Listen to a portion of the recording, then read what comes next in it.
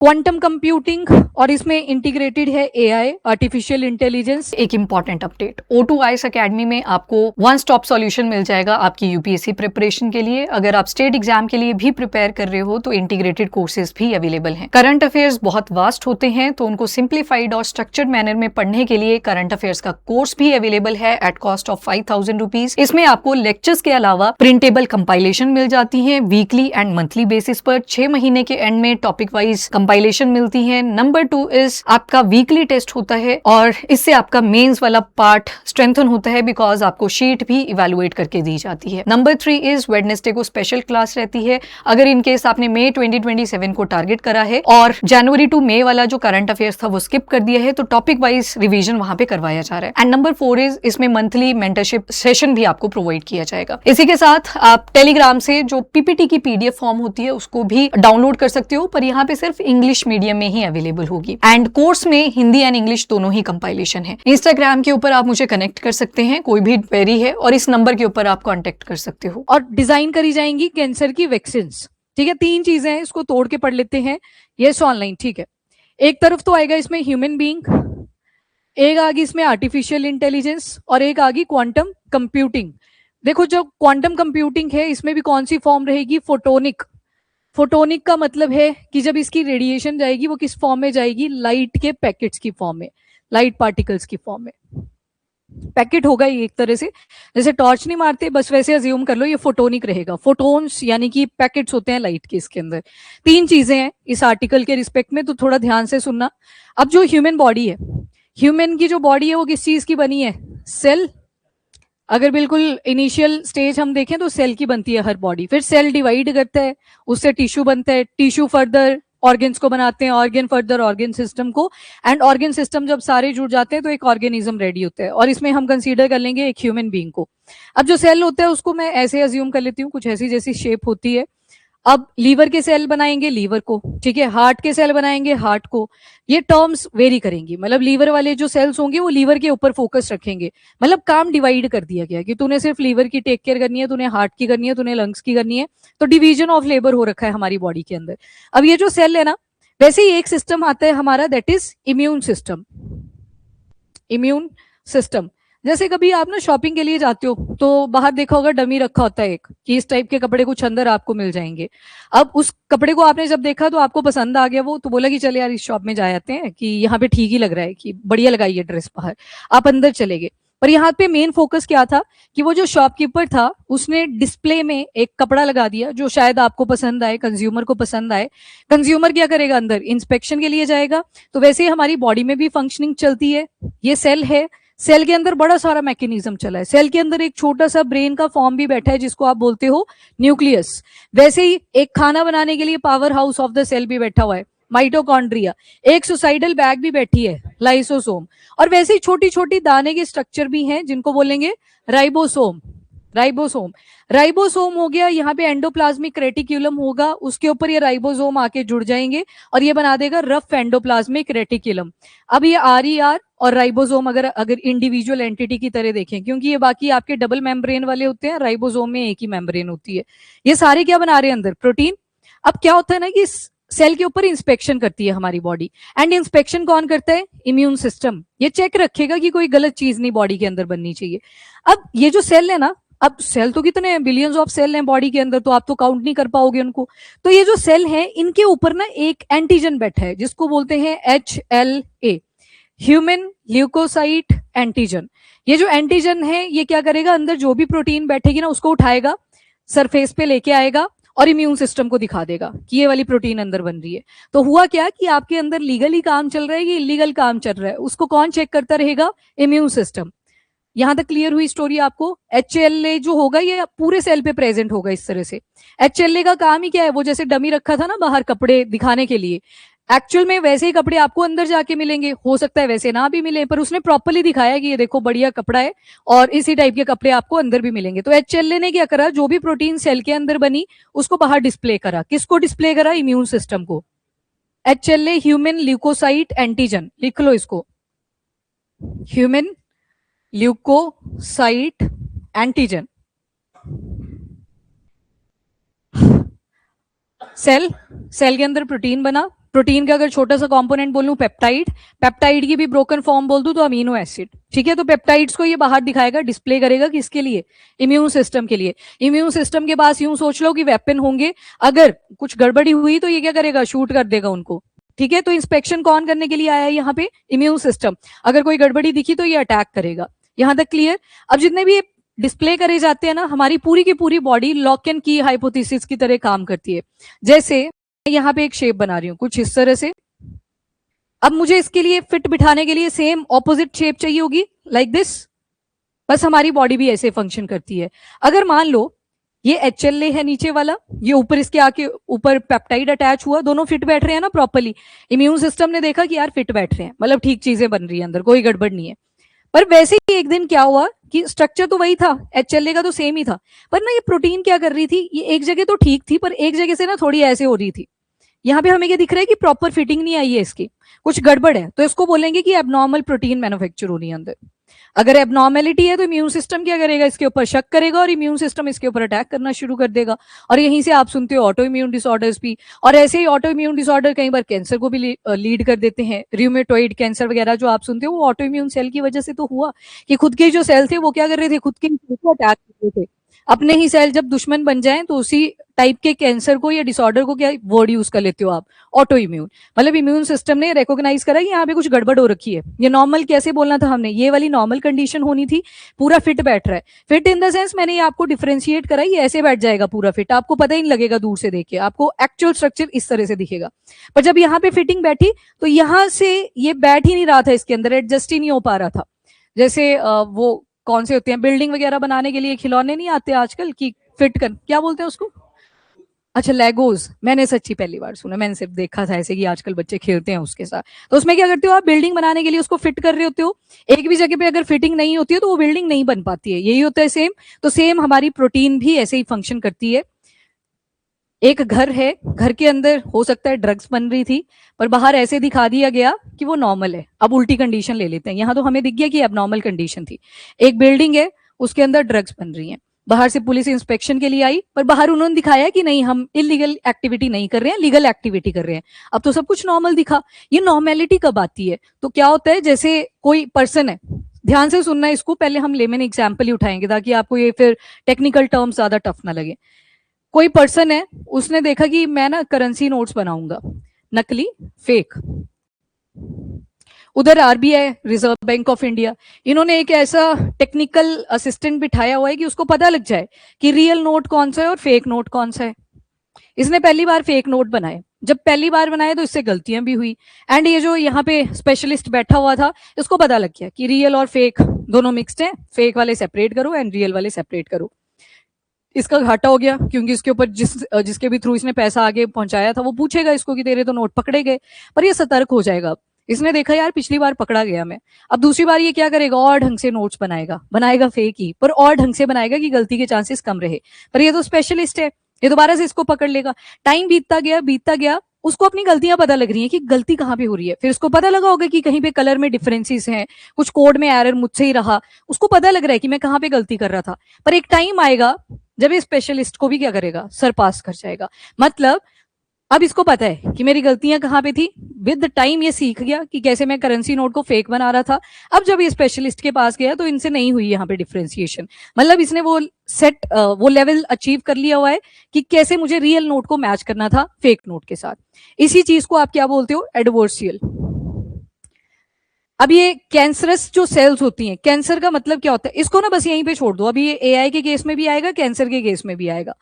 Cancer का मतलब होता है जब आपका सेल एबनॉर्मल तरीके से डिवाइड करना शुरू करता है। नंबर 1 जो बेसिक डेफिनेशन है इसकी, कि एक सेल से 2 ही बनने चाहिए थे, पर ये धड़ल्ले से 2 की जगह पे 4, 4 की जगह पे 8 कॉन्टिन्यूटी में बनते जा रहे हैं, कोई कंट्रोल इसके ऊपर नहीं है, एबनॉर्मल तरीके से डिवाइड करना शुरू कर देता है। एक तो ये पॉसिबिलिटी है। दूसरी क्या हो सकती है, जब ये एबनॉर्मल तरीके से डिवाइड करेगा तो इसको क्या बोल देते हो आप? ट्यूमर। एक तरह से ट्यूमर की अपीयरेंस दिखेगी। पर हर टाइप का जो कैंसर होता है उसमें ट्यूमर तो नहीं बनता है, कुछ मेलिग्नेंट भी होते हैं जो आपको इनविजिबल ही रह जाते हैं। क्यों रह जाते हैं? क्योंकि वहां पे प्रोटीन में कुछ चेंजेस होते हैं। जो प्रोटीन आपने पीछे पढ़ी, सेल के ऊपर HLA होता है जो क्या करता है? प्रोटीन की रिप्रेजेंटेशन करता है इम्यून सिस्टम को, कि हाँ जी हम ठीक प्रोटीन बना रहे हैं। अब ध्यान रखना, प्रोटीन में भी कौन सा पार्ट? पेप्टाइड वाला।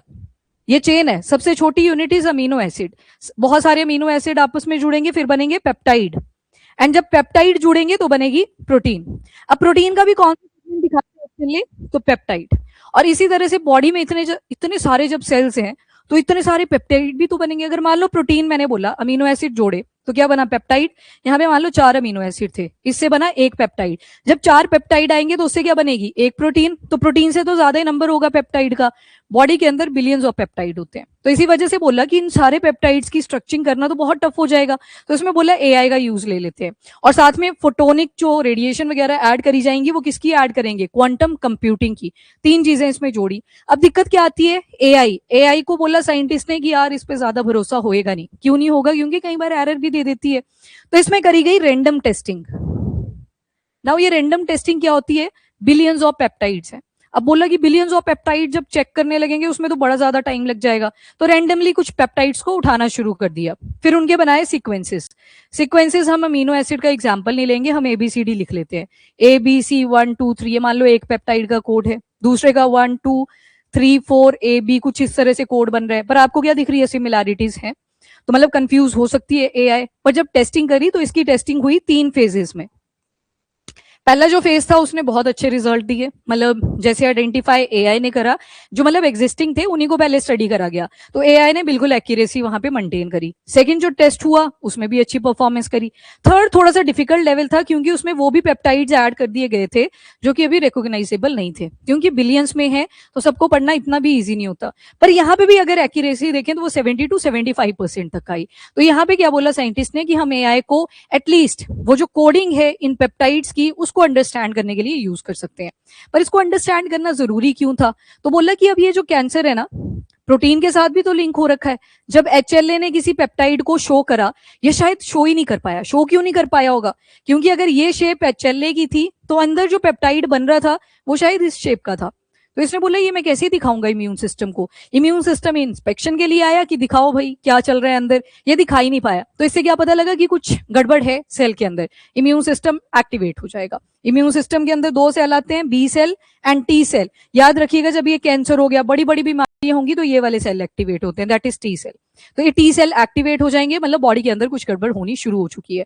पर क्वेश्चन मार्क वहीं पे लगा कि बिलियंस ऑफ पेप्टाइड्स है, वैक्सीन कितनी बना पाएंगे हम उसको ट्रीट करने के लिए। बिलियंस ऑफ वैक्सीन बनाना तो वैसे पॉसिबल नहीं है। आजकल जितनी भी अप्रोच आप देखते हो वो होती है वन फिट फॉर ऑल, ये एक वैक्सीन बन जाती है और वही सभी के लिए फिट बैठती। पर आजकल वायरस भी स्मार्ट हो रखे हैं, कैंसर भी स्मार्ट हो रखा है, वो करते ही नहीं है इस तरह से अपनी म्यूटेशंस की एक ही वैक्सीन हम सभी पे चल जाए, वो चेंज करते रहते हैं खुद के अंदर। तो उन चेंजेस की वजह से अब बोला कि एआई को इंटीग्रेट करना पड़ेगा ताकि ये जो कोडिंग्स हैं इनको हम अंडरस्टैंड कर सके। जैसे अगर मैं ये लिख दूं 4 1 3 6, तो इसके भी तो मल्टीपल फॉर्म्स बन जाएंगे। मैं इसको 6 1 3 4 भी लिख सकती हूँ, 1 3 6 4 भी लिख सकती हूँ। कितने सीक्वेंसिंग, तो 4 ही डिजिट के बन जा रहे हैं। अब इनके जो कोड्स होते हैं ये भी बड़े लंबे चौड़े होते हैं। तो एआई को बोला कि एआई का यूज कर लेते हैं अरेंजमेंट के लिए। अभी जैसे जब टेस्टिंग हुई, पहला ठीक ही आ गया, दूसरा भी ठीक ही आ गया, तीसरे में थोड़ी कमी है। क्यों, क्योंकि अभी वो पेप्टाइड वो यूज करे गए जो भी रिकॉग्नाइजेबल ज्यादा नहीं थे, मतलब उनके कोड्स को साइंटिस्ट ने उतना अंडरस्टैंड किया ही नहीं था। तो बोला कि वैसे ही आर्टिफिशियल इंटेलिजेंस में भी आप पढ़ते हो जनरल एडवर्सियल नेटवर्क्स। ये क्या इंडिकेट करता है कि एआई ना कनेक्टिविटी बना लेती है, न्यूरल नेटवर्क्स जिनको आप बोलते हो, कि विद द टाइम एआई को जब हम बार बार यही कोड्स डालने शुरू करेंगे तो उसको पता लग जाएगा कि किस टाइप का सीक्वेंस हम डिमांड कर रहे हैं। तो मतलब वही वाला केस जैसे करेंसी नोट वाला मैंने आपको समझाया, वो थोड़ा नेगेटिव नोट पे था एग्जाम्पल, पर समझने के लिए अच्छा था कि करेंसी नोट जो फेक बना रहा था और एक तरफ स्पेशलिस्ट बिठाया था आरबीआई ने, उन्होंने बोला तूने बस एक ही काम करना है कि रियल और फेक नोट के बीच में डिफरेंशिएशन करनी है। एंड वो जो करेंसी नोट फेक बना रहा था, पहली बार उससे गलतियां हुई, स्पेशलिस्ट ने तो देख के बता दिया ये तो रियल है ही नहीं, ये फेक है। दूसरी बार बनाया, तीसरी बार बनाया, चौथी बार उसको पता लग गया कि मैं कहाँ पे गलती कर रहा था, चौथी बार नहीं डिफरेंशिएशन हो पाई, मतलब वो एक्चुअल दिख रहा था जो कोड होना चाहिए था। तो वैसे ही जनरल एडवर्सियल नेटवर्क्स होते हैं आर्टिफिशियल इंटेलिजेंस के अंदर, बड़े सारे न्यूरल नेटवर्क्स बने होते हैं, एंड वो न्यूरल नेटवर्क ही क्या करेंगे बाद में जाके इन पेप्टाइड्स को प्रॉपर्ली कोड फॉर्म में कन्वर्ट करेंगे। तो ओवरऑल ह्यूमन बॉडी, देन दूसरा एआई, एंड तीसरा क्वांटम कंप्यूटिंग। क्वांटम कंप्यूटिंग की क्यों यूज करा, क्योंकि जो हमारे क्लासिकल कंप्यूटर सिस्टम्स होते हैं ये इतना डाटा प्रोसेस नहीं कर पाते, तो क्वांटम कंप्यूटर थोड़े से आगे वाली एडवांस स्टेज में चले जाते हैं। जैसे हमारे क्लासिकल कंप्यूटर है ये बाइनरी डिजिट पे काम करते हैं, 0 एंड 1, पर जो क्वांटम कंप्यूटिंग है ये एक ही टाइम पे 0 एंड 1 को शो कर सकती है। जैसे आप हेड टेल करते हो कॉइन से, तो या तो हेड आएगा या तो टेल, ये क्लासिकल कंप्यूटर है। पर अगर क्वांटम कंप्यूटर की बात करेंगे तो हेड एंड टेल एक ही साथ आएगा। ये जस्ट एक कंपैरिजन था, मतलब 0 एंड 1 ये दोनों एक ही स्टेज में एग्जिस्ट कर सकते हैं। मैं यहाँ पे पढ़ा रही हूँ, मैं बाहर भी पढ़ा रही हूँ, वो वाली सिचुएशन बन जाएगी यहाँ पे। आत्मा वाला जो कॉन्सेप्ट होता है ना, क्योंकि क्वांटम कंप्यूटिंग के अंदर जो न्यूटन के 3 लॉ हैं वो एग्जिस्ट नहीं करते, मतलब जो आप फिजिक्स आज तक पढ़ के आए हो वो क्वांटम फिजिक्स में नहीं आती है, उसके बिल्कुल डिफरेंट लॉज आ जाते हैं। तो 3 चीजों को जब हमने जोड़ा तो वो जो बिलियंस ऑफ पेप्टाइड्स थे उनको हमें कोड करने में इजीनेस फील हुई। मतलब यहाँ पे साइंटिस्ट ने देखा कि ये तो आइडेंटिफाई कर पा रहे हैं, इसको तो इजीली पकड़ लेंगे। जो मैंने एक ये वाला स्ट्रक्चर बनाया था ना, ये यहाँ पे फिट बैठ गया था पर आगे फिट नहीं बैठ रहा था, तो ये इंडिकेट कर रहा था कुछ एबनॉर्मल है। ये तो पकड़ लिया किसने? इम्यून सिस्टम ने। पर अगर एचएलए दिखा ही नहीं पाया, एचएलए को पता था यार अंदर तो गड़बड़ हो चुकी है, लॉक एंड की तो फिट बैठने ही नहीं वाले, तो मैं क्या ही दिखाऊं इम्यून सिस्टम को। वो थोड़ा हड़बड़ा गया, और जब हड़बड़ाया तो इम्यून सिस्टम को पता लग गया कि बॉडी के अंदर कुछ गड़बड़ हो चुकी है, मतलब कैंसर वाला जो प्रॉब्लम है वो यहाँ पे हो सकता है, कोई ऑटो इम्यून कैंसर वाली फॉर्म एग्जिस्ट कर सकती है। मोटो पता लग गया इसका कि क्यों इस चीज के ऊपर इतना फोकस किया जा रहा है। 0 एंड 1 इसको स्पिनिंग बोलते हैं वैसे, जो मैं बोल रही हूँ। हाँ, जो आप 0 0 1 1 बोल रहे हो ना, ये बाइनरी में आता है। हाँ, ये मैंने तो बोला ही नहीं, लॉजिकली नहीं है, मैं यहाँ भी पढ़ा रही हूँ वहां भी, ये तो समझाने का तरीका था भाई, ये तो कोई बात नहीं बनी लिटरली। मतलब मैंने बोला आत्मा वाला कॉन्सेप्ट होता है जैसे कि 2 चीजें एक टाइम पे एग्जिस्ट करी। यहाँ पे तो लेमन में मैं यूनिवर्स का एग्जाम्पल भी उठा सकती थी कि मैं यहाँ पे हूँ, एक दीक्षा बोलते हैं ना 7 दुनिया होती हैं, तो एक वहां पे भी होगी जो करवा रही होगी। ये लेमन था भाई, ये कॉन्सेप्ट समझाने के लिए था आपको। अच्छा ठीक है, वो आपकी थी, वो आपकी प्रॉब्लम थी, मैंने आपको लेमन समझाया भाई, वो कि कॉन्सेप्ट ऐसे समझो। क्योंकि जो क्वांटम फिजिक्स चल रही है अभी ना, इस पे हम बिल्कुल नाइव स्टेज पे हैं। यहाँ पे इंडिया क्या, बाकी की कंट्रीज भी अभी नाइव पे हैं। हमने अपना नेशनल सुपर कंप्यूटर, वो सारे नेशनल क्वांटम मिशन चला रखा है, पर अभी किया है कितना एडवांसमेंट उसके अंदर, तो अभी नाइव स्टेज में है। तो ये लेमन एग्जाम्पल था, मैं टेक्निकल तो गई नहीं अभी के लिए, ठीक है। ओके, एनीवेज यहाँ तक बताओ ये कैसे कनेक्टेड है आपस में, ये पता लग गया। इम्यून सिस्टम को ऑर्डर नहीं देगा, इम्यून सिस्टम इंस्पेक्शन के लिए आता है। पूरी बॉडी के ऊपर ना लिम्फेटिक सिस्टम बैठा हुआ है, और छोटी छोटी गांठें बनी है हमारी बॉडी के अंदर, ताकि कोई भी गड़बड़ होती है आसपास के एरिया में इम्यून सिस्टम एक्टिवेट हो जाए। जैसे जुकाम भी होता है, तो जुकाम में टांगे थोड़ी हमारी अफेक्ट होती हैं, पर लंग्स वाला जो पार्ट है वो पूरा अफेक्ट हो जाता है, तो इम्यून सिस्टम वहां पे ही एक्टिवेट होएगा। जो कोड में मैंने ABCD से समझाया, मैं एक वर्ड लिख देती हूँ, लो ल्यूसिन आ गया, ये अमीनो एसिड है। टायरोसिन है, ये भी एक अमीनो एसिड है। ये सारे आपस में जुड़े होते हैं बॉन्ड्स के थ्रू। इनके स्ट्रक्चर बनाएंगे तो ऐसे कार्बन जुड़े होंगे, हाइड्रोजन लगे होंगे, सल्फर लगे होंगे, वो सारे कोड्स हैं। हाँ, मतलब यहाँ पे मान लो यहाँ हाइड्रोजन था, इसकी जगह पे गलती से सल्फर आ चुका है, स्ट्रक्चर बिगड़ गया, तो वो एबनॉर्मल कंसीडर होगा। ये तो कोड्स है कि हमें अंडरस्टैंडिंग हो जाए कि अगर मैंने ABCD लिखा हुआ है तो ये ल्यूसिन को इंडिकेट करेगा, अगर मैंने AB12 लिखा है ये टायरोसिन को इंडिकेट करेगा। वो तो साइंटिस्ट के ऊपर डिपेंड करेगा, ये कमिश्नर के ऊपर डिपेंड नहीं करेगा कि कैसे करनी है, ये साइंटिस्ट करेगा इसके ऊपर फोकस, ठीक है। तो मैंने आपको बता दिया ये इंटीग्रेट कैसे करा गया है, और इसको आप एप्लीकेशन में भी लिख सकते हो। अगर क्वांटम की एप्लीकेशन आपसे पूछी जाती है तो ये मेडिसिन में भी यूज करा जाएगा, उसके लिए भी एक अपॉर्चुनिटी निकल के आती है। एंड सबसे इंपॉर्टेंट सिग्निफिकेंस इसका कि बिलियन ऑफ पेप्टाइड्स हम वैसे भी नहीं पढ़ सकते, अगर मैनुअली इस वर्क को देखें तो AI को इंटीग्रेट करना भी बहुत ज्यादा जरूरी है। तो ये इसका मेन क्रक्स था जो इस आर्टिकल के अंदर था। अब बताओ ये क्लियर? हाँ, फिर ठीक करेंगे, वो फिट नहीं बैठ रहा था ना प्रोटीन, तो ये बाहर हम खुद बनाएंगे, साइंटिस्ट बनाएंगे एंड उसको फिट करवाएंगे। यहाँ पे वो गड़बड़ हुई थी, इसको फिट करवाना है, फिर वो इंजेक्शन का रोल आ जाएगा। हाँ, फिर वहां पे सैंपलिंग होगी, फिर से क्लिनिकल फेज, वो सारे क्लिनिकल ट्रायल्स चलेंगे। अरे भाई, क्वांटम कंप्यूटिंग ना डिफरेंट टॉपिक है बिल्कुल ही। क्वांटम कंप्यूटिंग जो आप क्लासिकल कंप्यूटर्स यूज करते हो ना, उसमें उतनी प्रोसेसिंग नहीं हो पाती जितना डाटा आपको प्रोसेस करवाना है इन केसेस के अंदर। बिलियंस ऑफ पेप्टाइड्स वो आपके क्लासिकल कंप्यूटर नहीं कर पाएंगे। एक बहुत ईजी एग्जाम्पल उठा लेते हैं। आजकल आपने सुना होगा AI एजेंट्स बनाए जा रहे हैं, है ना। AI एजेंट्स को बनाने के लिए आपको बैकएंड पे कोड्स चाहिए होते हैं, एंड वो जो कोड्स हैं उनको रन करने के लिए 24/7 आपका सिस्टम ऑन होना चाहिए। एंड अगर उसमें 4 GB की रैम है वो वर्क नहीं करेगा, 8 GB की रैम है वो प्रॉपर्ली नहीं वर्क कर पाएगा, आपको उसके अंदर 16 GB की रैम डालनी पड़ेगी। मतलब यहाँ से क्या इंडिकेट हुआ कि हमारे जो क्लासिकल सिस्टम है वो बिलियंस ऑफ कोड्स को प्रोसेस करने के लिए लायबल नहीं है। तो उसके लिए क्या चाहिए होंगे? एडवांस लेवल के कंप्यूटर। सो यहाँ पे क्वांटम कंप्यूटिंग प्रोसेसिंग के लिए यूज करी जा रही है। AI could also sometime, yes cool, definitely. वो जो मैंने आपको करेंसी नोट वाला एग्जांपल बताया ना कि शुरू में बहुत सारी मिस्टेक्स होंगी, बाद में वो न्यूरल नेटवर्क के थ्रू अंडरस्टैंड करेगी AI कि मुझसे कहाँ पे गलती हो रही थी, फिर वो कोड को सही जनरेट कर देगी। तो यहाँ पे ये टाइम यही बोला ना साइंटिस्ट ने कि एआई के ऊपर हमें भरोसा नहीं है, गलतियां ये कर सकता है। तो हम क्या चाहते हैं, विद द टाइम बार बार जब प्रोसेसिंग करवाएंगे तो उसके न्यूरल नेटवर्क डेवलप होंगे और एक टाइम पे वो हमें सही कोड जनरेट करके दे देगा। फिर उसी के लिए ट्रायल्स भी चलते रहेंगे लैब्स के अंदर, और जब लैब्स में ट्रायल कंडक्ट करे जाएंगे तो अगर इस लॉक एंड की के अंदर ये फिनोमिना पूरा फिट बैठ गया, अगर दोबारा से यही शेप बन गई तो मतलब ठीक बैठ गया कोड, वहां पर यही एरर आ रखा था। तो इसी वजह से इन तीन चीजों को इंटीग्रेट कर दिया एक साथ। ये रीडिंग का काम है, बाकी तो सारा मैनुअली रहेगा। लैब वर्क जो होगा वो साइंटिस्ट खुद करेंगे। बिल्कुल। देखो एआई तो बहुत आगे निकल गया, क्वांटम तो भी चल रहा है, उसके ऊपर चल रही है इनिशिएशन की, इससे हम कैसे बेटर जो बेनिफिट्स हैं वो अटेन कर सकते हैं, ये तो अभी चल रहा है। इसको ये नहीं बोल सकते कि एकदम से इंप्लीमेंट होगा, नहीं। मतलब ये देख लो, एक एग्जांपल ले लेते हैं, इनको थोड़ा सा डिटेल में पता था पर बाकियों ने अभी क्वांटम कंप्यूटिंग को नहीं अंडरस्टैंड किया हुआ है, तो मतलब ये पूरे पब्लिक डोमेन में तो गया ही नहीं है। इसको तो वो अथॉरिटीज यूज कर रही हैं जिनके साइंटिफिक वर्क्स हैं या जो आईटी के अंदर है वो उसके ऊपर फोकस कर रहे हैं। अभी लोकल जो हमारी कम्युनिटीज हैं वो तो इसको यूज ही नहीं कर पा रही हैं, तो मतलब ये मेन स्ट्रीम में नहीं गया हुआ है अभी, ऐसे इसको अज्यूम करके चलो। स्वाति क्रक्स यही हुआ कि मेडिसिन के अंदर भी आप कैंसर वैक्सीन फटाफट से बना पाए, फटाफट से उनके ट्रायल कर पाए, तो आप टेक्नोलॉजी का भी यूज कर रहे हो, क्वांटम कंप्यूटिंग का भी, एंड दूसरा आर्टिफिशियल इंटेलिजेंस का भी। बिल्कुल एडवांस तो मैंने वही बोला, आप तो एडवांस पे चले गए, अभी तो बेसिक जो क्वांटम है वो भी अंडरस्टैंड नहीं कर रहे। स्कूल करिकुलम में कितना ही एडिड है अभी, तो मतलब मेन स्ट्रीम में आप एकदम से इंप्लीमेंट नहीं करोगे, अथॉरिटीज इसको पहले यूज करेंगी, फिर उसके बाद ये मेन स्ट्रीम जाए। मतलब प्राइवेट सेक्टर भी हो सकता है, गवर्नमेंट सेक्टर भी हो सकता है, उसके बाद ये मेन स्ट्रीम में आएगा। अभी तो इसकी इंप्लीमेंटेशन ही कुछ नहीं है।